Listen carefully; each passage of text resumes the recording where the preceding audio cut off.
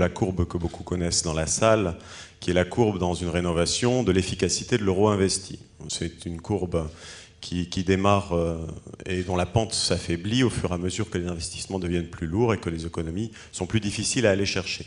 Cette courbe commence à l'investissement zéro, qu'il s'agit d'opérer sur les usages, d'opérer sur des choses extrêmement simples, extrêmement peu coûteuses.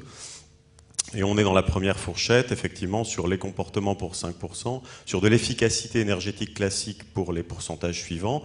Et dans les grandes opérations qu'on voit, par exemple, en CPE, on traite la qualité intrinsèque du bâti, le véritable besoin, et on traite justement l'enveloppe, et on réduit le besoin.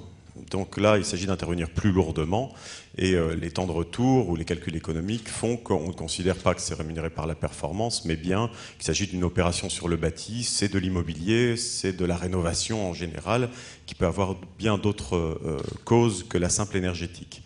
Donc effectivement, la première partie de la courbe, c'est l'efficacité énergétique, c'est l'intervention sur les systèmes de chauffage et de pilotage, et c'est l'invitation de ce que représente cette réunion aujourd'hui, d'un peu d'intelligence au niveau de la régulation et des systèmes, pour vraiment tailler dans la perte énergétique la plus simple, la plus facile.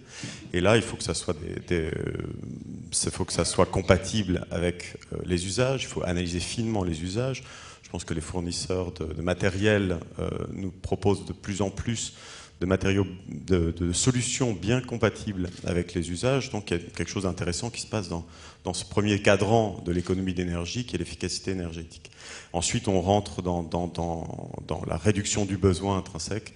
Et là, c'est des investissements plus lourds et c'est une stratégie patrimoniale de plus grande ampleur.